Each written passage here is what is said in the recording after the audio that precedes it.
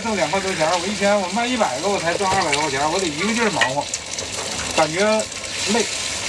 另一种情况呢更惨，就是你卖的不好，上火，头1个月2个月，很可能你卖的不是那么好，养回头客的过程，这个很正常。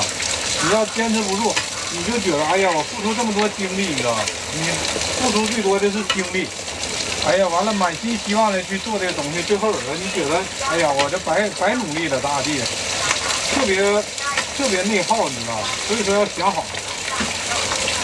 但只要你坚持住3个月，你知道，你那回头客养住了，你在一个固定的位置，坚持一段时间之后，你就会有回头客，你就越干越好干。咱谁选地方也不能选那没人的地方，是不是啊？你肯定这地点之前你也是选的差不多了，所以说你就慢慢做的，一点点的回头客有了就好干了。还有一点就是啥呢？也非常重要的一点就是选址。你要实在不会选址，你就上你们学校门口、学校附近去做去，或者说大的小区门口、超市附近。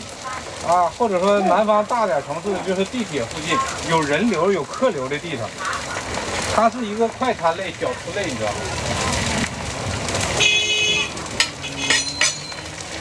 你像你不要怕说那边有这个摊位啥的，你就越有摊位的地方，你就越上边上去做去，一点一点你就做起来了。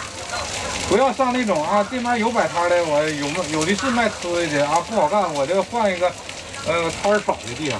摊少的地方，你人流也少，你机会也少。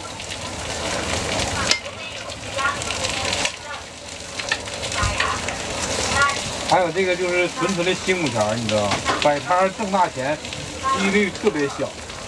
想好了，千万想好了再入这行就完事儿了啊！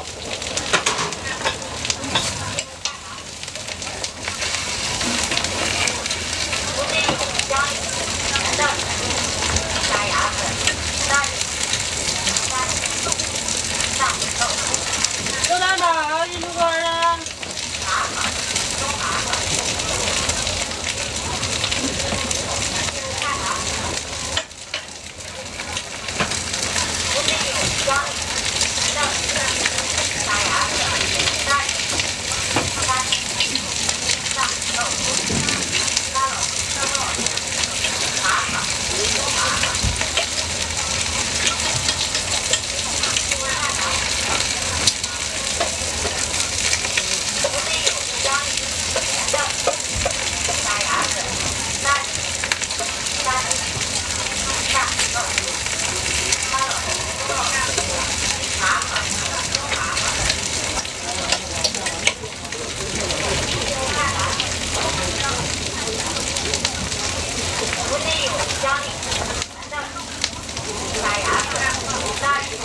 我这是一个摊位啊，学费我这学费的话，线上的话是600，来黑龙江七台河现场练习的话是1000啊。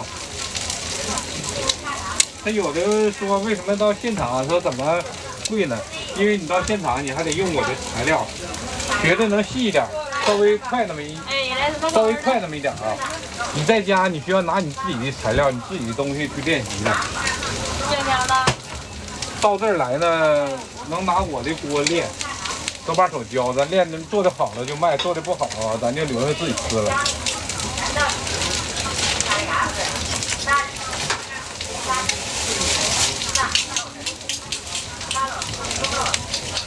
微信收看3点入选，点关注，不迷路。